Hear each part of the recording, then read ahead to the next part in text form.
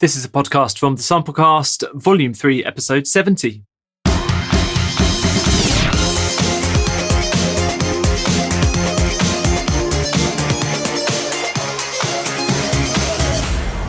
Samplecast. Hello, I'm Ruben Cornell. Welcome to episode 70 of the Samplecast. It's great that you can join me, and it's been quite a week. I don't know if any of you lot are following VI Control or Facebook or any of the drama all about Hans Zimmer strings and my reviews and various other bits and bobs, but there's been a lot of chat on there and a lot of drama and controversy. But I'm going to try and make head and tail of it in this week's podcast and condense a lot of that information in this week's show. So we have a review of Hans Zimmer strings. We've also got, of course, the freebies and developer updates and news and all of that sort of stuff as well. That'll be coming later on in the show. Also later, there's an interview from composer Stephen Letnes, who is going to chat about some of his challenges being a blind composer and also plug his Able Artist Foundation, which is a really fantastic organisation geared up to providing services and products for legally disabled people in the US and all over the world. So do head to the Able Artist website to get more information about that. After this show, I'll be off for a few weeks, but you can still get in touch. You can send me lots of rude emails about my reviews. You can do that via the Samplecast website at thesamplecast.com, or you can tweet me at thesamplecast, or you can go via Facebook, or you can just email me direct, thesamplecast@gmail.com. It'd be lovely to hear from you. Good news or bad news, I don't care. Give me something to read. That would be great. So let's get on with this week's show. Roundup.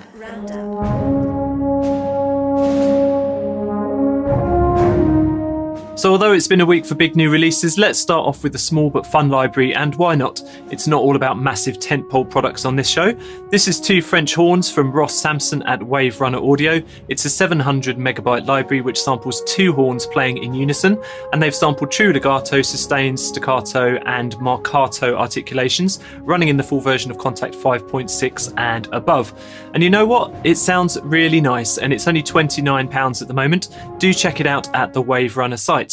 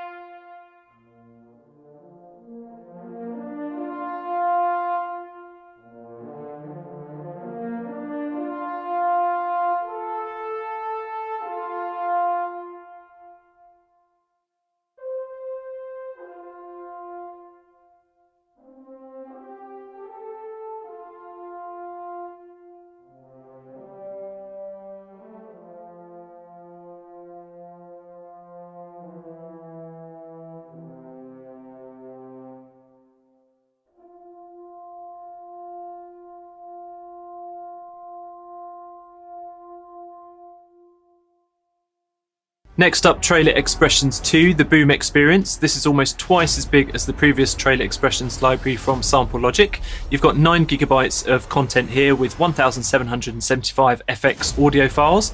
And this takes some of Boom Library's biggest sounds and also a lot of their unreleased samples and loads them into a versatile Kontakt engine.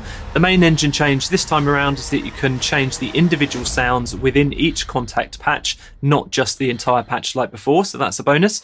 I did help to put together the walkthrough video for this. Do check the link in the show notes for more demos and details.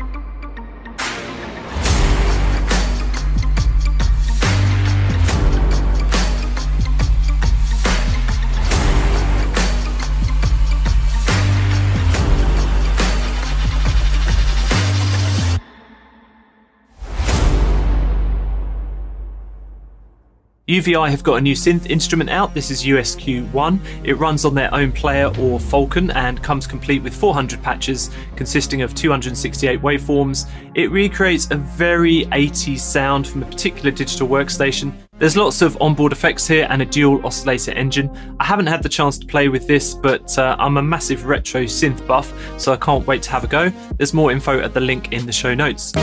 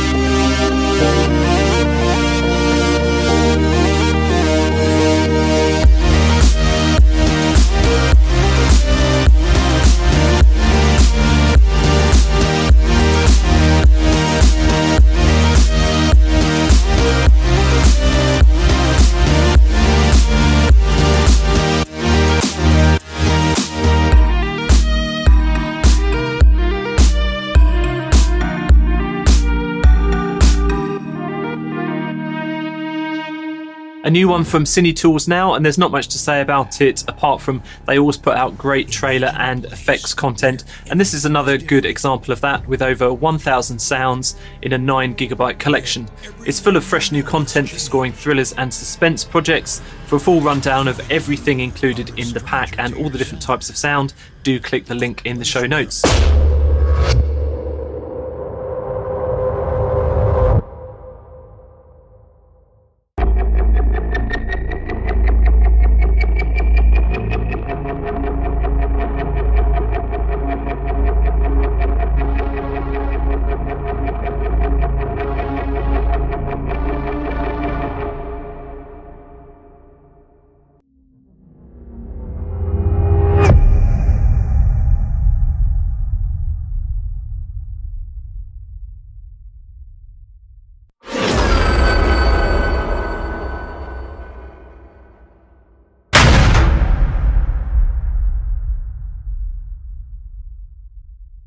I've been keeping my eye on this next library for a little while now. It's a dual voice orchestral rompler for the full version of Kontakt 5.7 and above, and it's called Orchestrata from Audio Reward. It's a digital orchestra designed to take basic orchestral tones and twist them into unrecognisable digital versions. It's got different section sizes and articulations, and the basic orchestral sounds, although they won't fool anyone in their authenticity, once you've run them through the full effects engine, there are some great ways to mash up the sounds. There are over 100 snapshots here, 1,700 samples, and it's a really interesting concept. Do see what you think at the Kontakt Hub website.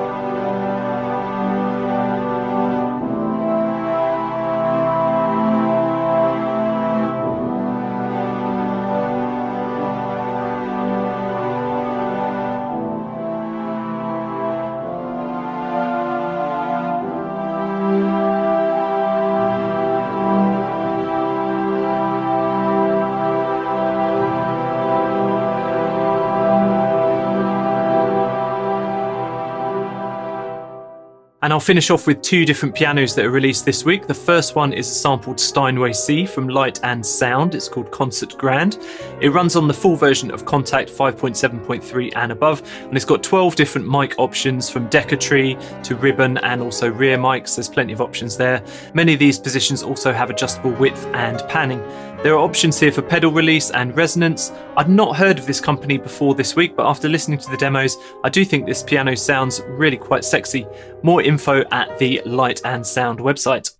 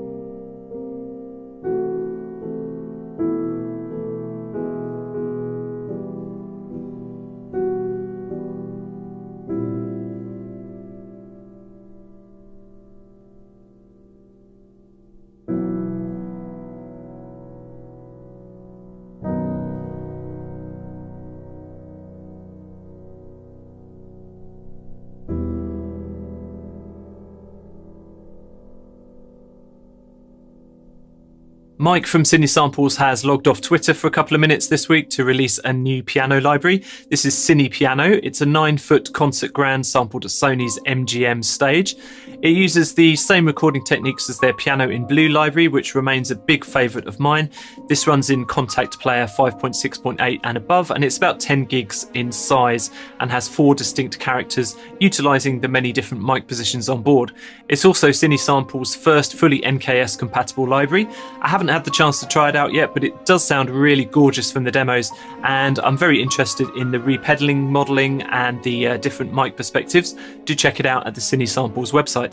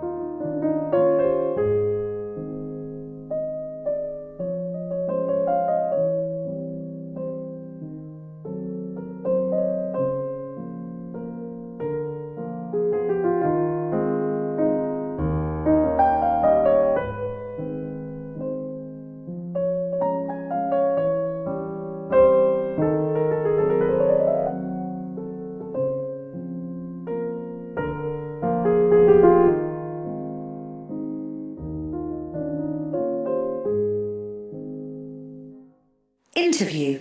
This month's composer interview is a very special one. It's with a chap called Stephen Letnes, who's a composer, and he contacted me a few months ago because he wanted to try and get his artist foundation off the ground, and he was asking advice and seeing whether I could divulge a few of my contacts, which I was more than happy to do.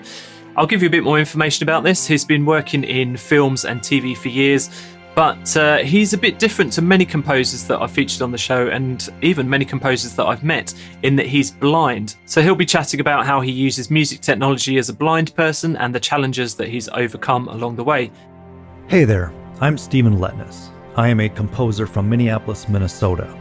I've done about 100 films, a lot of shorts, a bunch of documentaries, several features, some for Sony Pictures. We've won a few awards.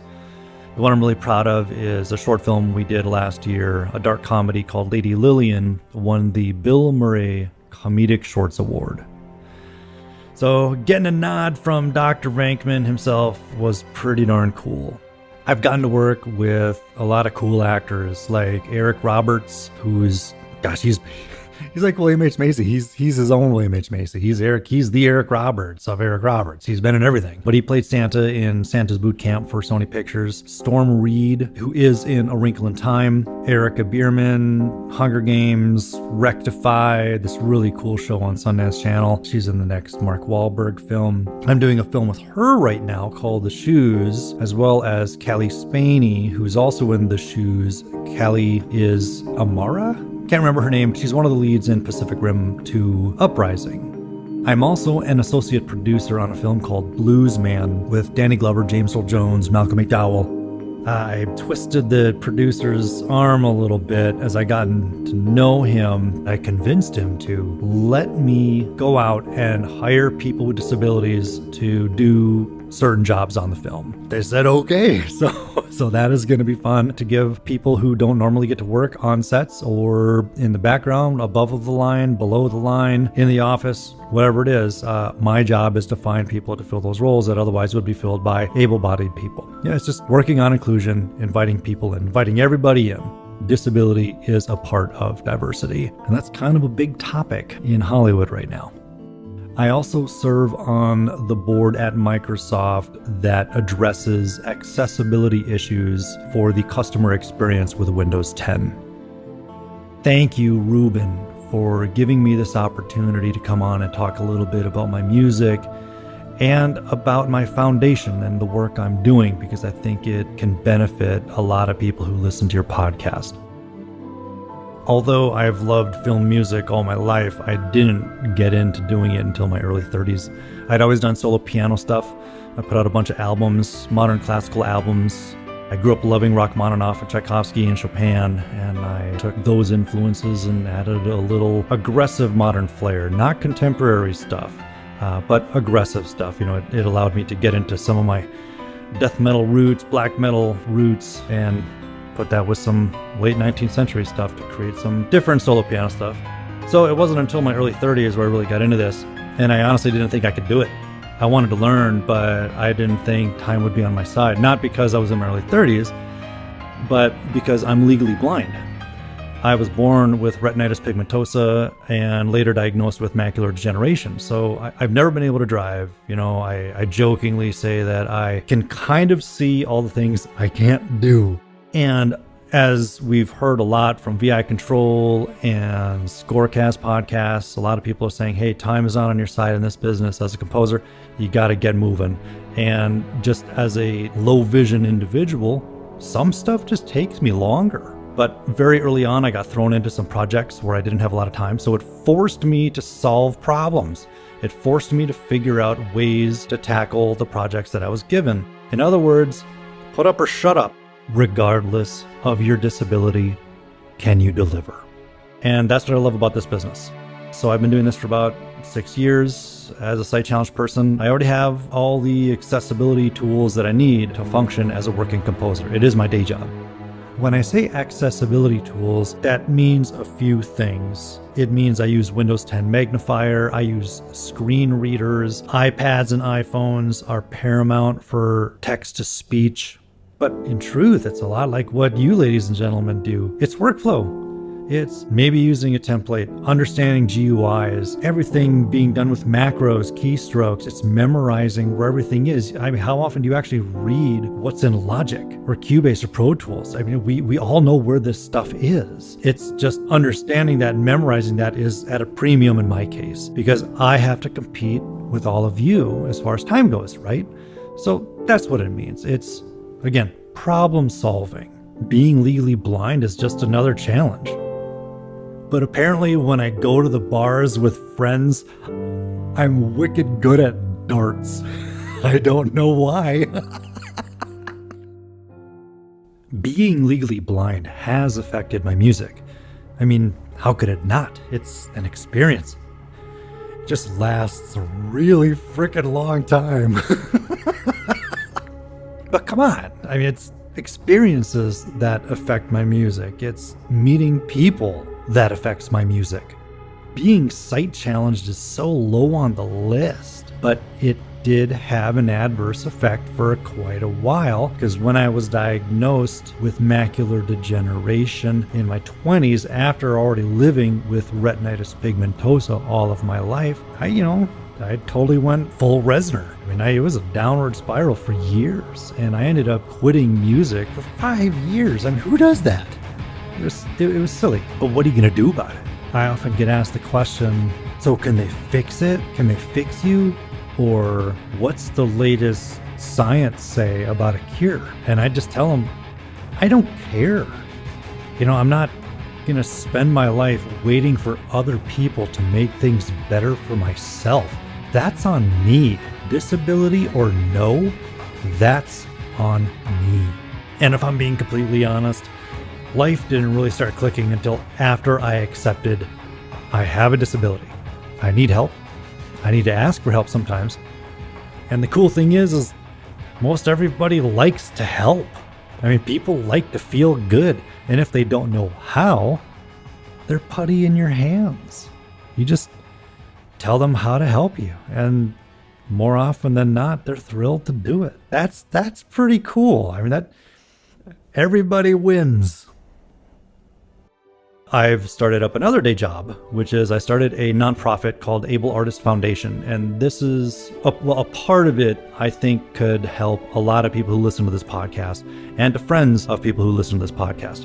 As I have been achieving higher degrees of success in this business, I have always wanted to find a way to give back. How can I help people like me? People with a disability who want to express themselves, either as a hobby, doing production music, doing film music, making albums, whatever it is. I wanted to find a way to give back. So Able Artist Foundation, it's brand new, it's a month old, but we have 2 programs. One is localized to the Minneapolis, St. Paul area of Minnesota. you could look at it as a record label for people with disabilities. So we identify talented people with disabilities who don't have the money to go into the studio, and we give them carte blanche. We let them do whatever they want. Do they want producers? Do they want studio musicians? Do they want an orchestra? We get it to them. The other program is something that is international, and that is if you are a person with a disability who is on government assistance. In the United States, we call it SSI or SSDI. In the UK, it's PIP, ESA. I think there's a DLA. I'm learning all of this as I go.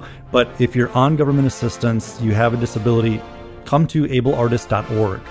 Register with us because we have a discount program where all of our corporate partners agree to give our members 50% scholarships, 50% discounts on all of their products. Companies we know.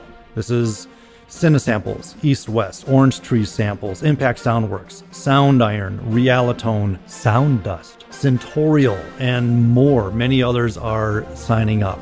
So if you are on government assistance or you know somebody who is because of a disability, tell them about us. We want to help. There are tens of millions of people who can benefit from this. Our organization can support them. If you are a vendor, if you are a company who creates sample libraries, educational products, whatever it is, check us out. Consider partnering with us. So long as you agree to providing our members with 50% discounts, come on board. We'd love to have you. So check us out, ableartist.org. If you have questions, email info@ableartist.org. Home is where the heart is. I'm sharing this piece. It's not my latest and greatest. It's from a little while ago, but I'm sharing it because I'm proud that this was the first piece where I honestly felt like I understood how to use melody, how to use motifs for characters, when to bring them in, when to take them out. It was for a silent film, so it's not typical underscore. It's a little quirky. It's a little sugary sweet at times, but I'm okay with that. We've all had to do it. And I like what I learned from this film. I used East-West stuff, Hollywood strings, Hollywood brass, Hollywood woodwinds. I used Cineperk, little Tina Guo legato cello. I think that's about it. And then I gave it to my record label guy, Alzy Ramsey, who did a quick mix for me. It's not a skill I'm good at. I'm not good at mixing. And I asked him, and he said he used Altiverb Manchester setting, I think it is. And he used a little Valhalla on it with a little tape saturation. I hope you dig it. Thank you very much, Ruben, for this opportunity to come onto your show and share, again, a little bit about the music, but more importantly for me right now, what my foundation is doing and how our aim is to support people with disabilities out there. Thank you, everyone. Take care.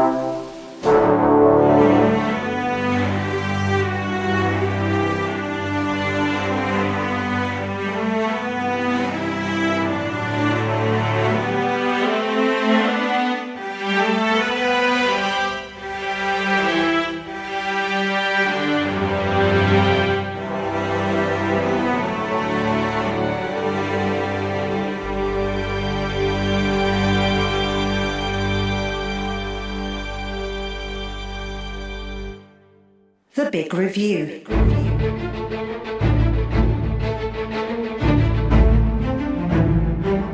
So there's no getting away from it. The release and reception of Spitfire's Hans Zimmer strings has been a bit of a roller coaster over the last week or so. So before we dive into this review, here's a ton of fun for my absolutely favourite Hans Zimmer score, and I'm not even joking. Hello, everyone.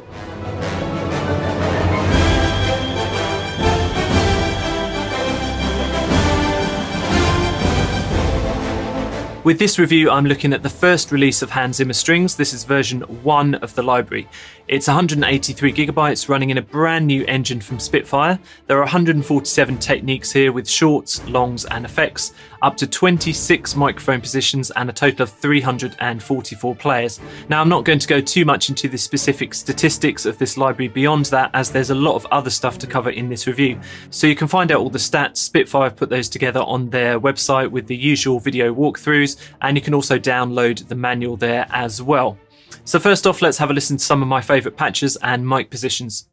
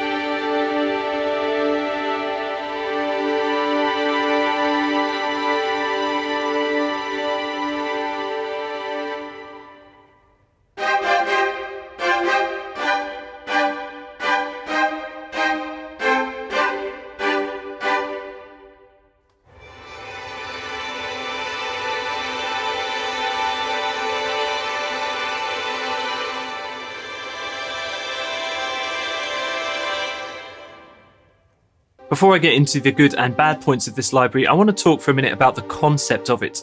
Prior to release, one of the main marketing points is that this is a library which Hans Zimmer has helped to develop. Now, to me, this is somewhat of a snapshot of Hans Zimmer at a particular time in his career, most notably around the time of scoring Dunkirk, I would say, although feel free to correct me on that. As such, I don't think it represents an all-encompassing catalogue of every string technique he's ever used. For example, there's not really anything which can do Pirates of the Caribbean or Dark Knight shorts right out of the box. So for this library to make sense to me, I'm considering it to be more like a big Spitfire collection and really taking Zimmer's name out of the picture. Sorry, Hans. So that's how I'm going to judge this library in the most part. So first up, how does it sound? As to be expected, with Spitfire products, the sound is pretty special. The softer articulations are the outright winners here, and it's been fun to hear variations on Air Studio's normal setups, like Super Flortando playing from up in the balcony, and that just sounds really lovely.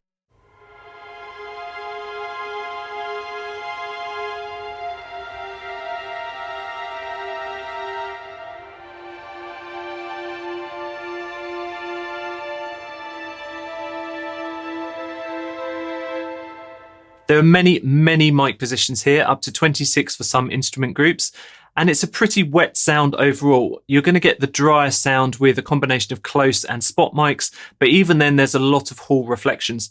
Personally, I don't mind that. A bit of baked-in ambience is all good as far as I'm concerned, but this might be an issue for some people. Comparing it to Albion 1, this collection of strings has a bit more bite to the short samples, especially at high velocities.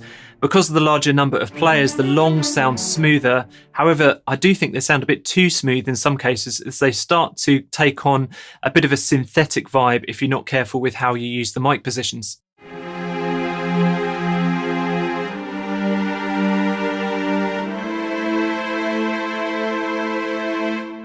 If you look at the marketing blurb for this library, you'll see that Christian Henson says that some of the more unusual articulations here take on a fresh beauty due to the number of players and the method of recording.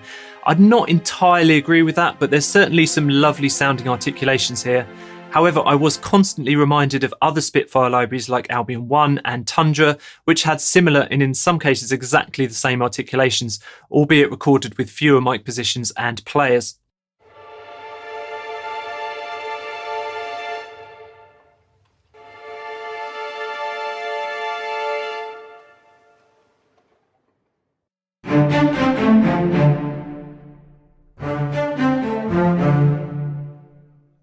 Comparing some of the samples to their direct equivalents in other Spitfire libraries, the ones in Hans Zimmer strings have a slightly quieter noise floor, well, at least for the closed tree and outrigger mics anyway. Obviously, it's impossible to compare the other mic positions included, as there are many more in Hans Zimmer strings. And that's kind of the point of this library from a sound point of view. The many and varied mics, crazy articulations, and obscene number of players means that you can build up string sections that are unique to you, and they're completely detached from a real-life orchestra. I've got to applaud that kind of thinking, and I think that's going to create some really interesting combinations of strings and timbres as people start to get to grips with the library. So Hans Zimmer Strings is launching in a brand new interface for Spitfire. It's one that they've developed in-house, and I'll have a look at that specifically. The interface is very slick looking and mostly functional and intuitive. I did like the long faders, the spot mic stereo spread function, and a few other controls on there, which were common to some engines that I'd used before, but it was nice to see them all together. You can change the size of the interface quite easily, and I did appreciate that. That's going to be useful for people on big systems or small screens. I did also like the preview feature. You can hear the articulations before you choose them, and it's nice to be able to save and load mic preset options. There's help text available when you hover over controls and information about the presets, and you can easily change key switch positions. All of this was good stuff.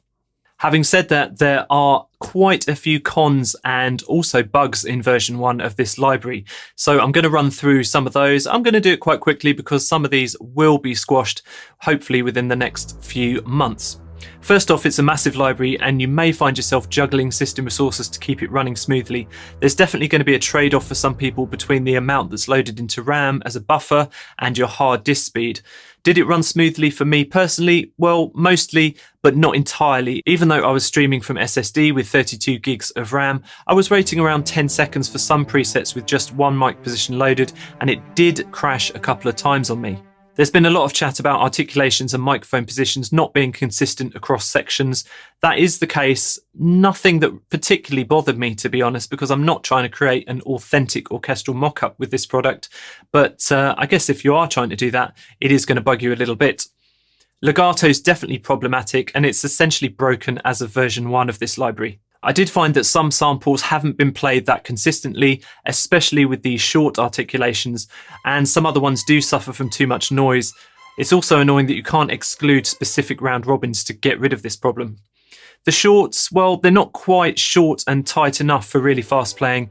There is a tightening control which you can use on the interface to cut a little bit further into the sample, but if you're really going to go for fast, Dark Knight kind of spiccatos, you're going to have trouble. With the interface, there's way too much clicking and scrolling around to access articulations and mic positions.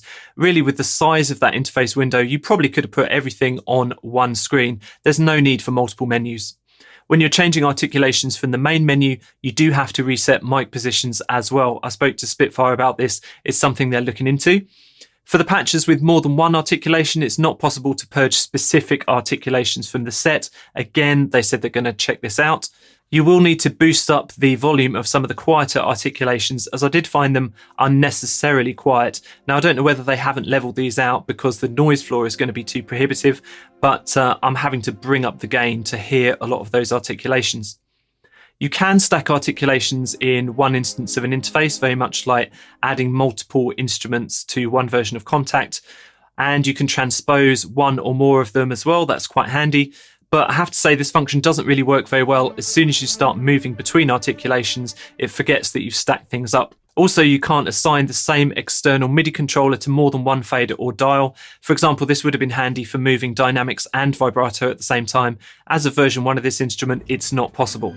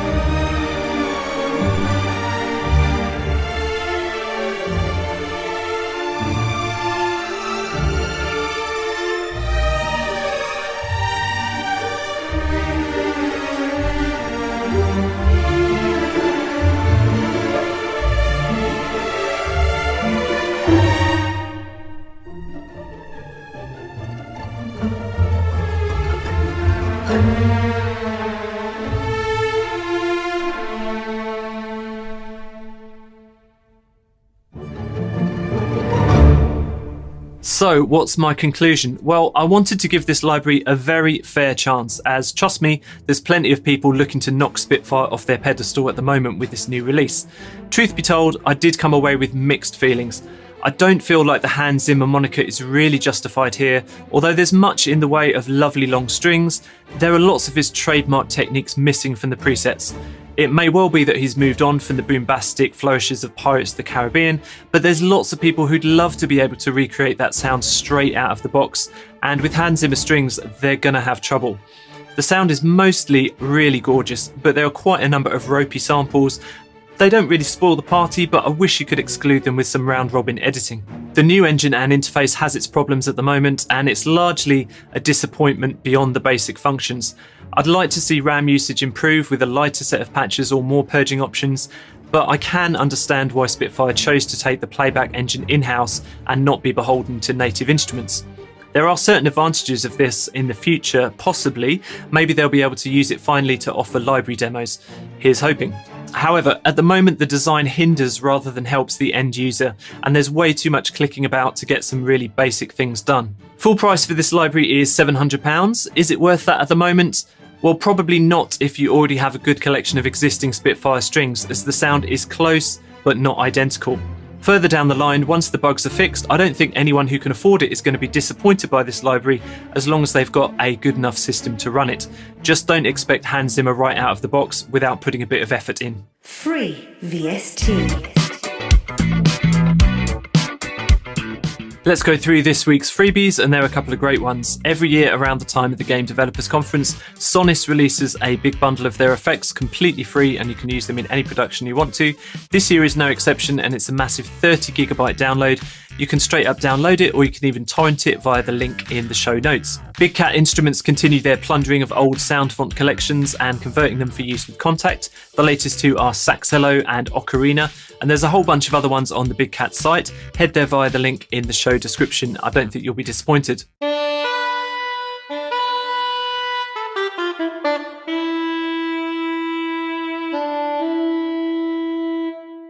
Developer update.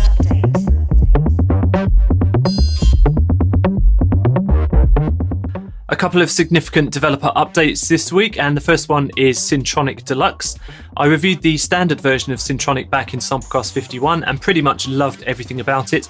IK Multimedia have just released 5 new synths for this based on a Moog, Roland monosynth, Korg and a couple of modular synths, so that's 18GB of new sounds and 500 presets. If you already have Syntronik, you can upgrade for $100, or there are cross-grade options as well. Or if you don't have Syntronik at all, you can download the free player and pick and choose the individual synths that you want. There's more info at the IK Multimedia site.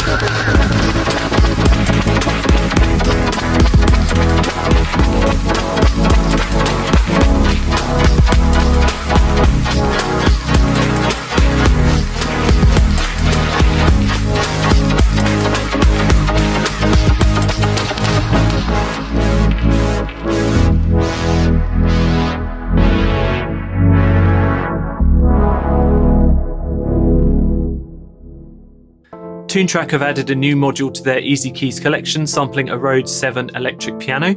You can also use the engine to blend in sounds from a sampled xylophone, marimba and celeste. My first thoughts were, Jesus, another Rhodes collection, but after listening to some of the interesting blended presets and soundscapes, I came away with some new ideas. At the moment you can get a free MIDI pack as well with this purchase, so do check out the info on the Toontrack website.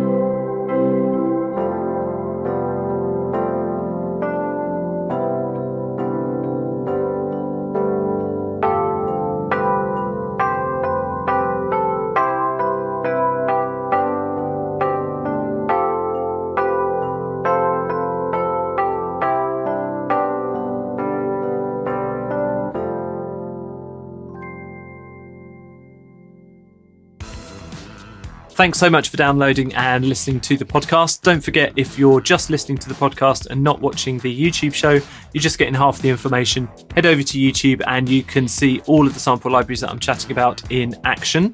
I want to say a quick thank you to Facebook friend Wolfgang for sending me the Muppet Treasure Island music at very short notice.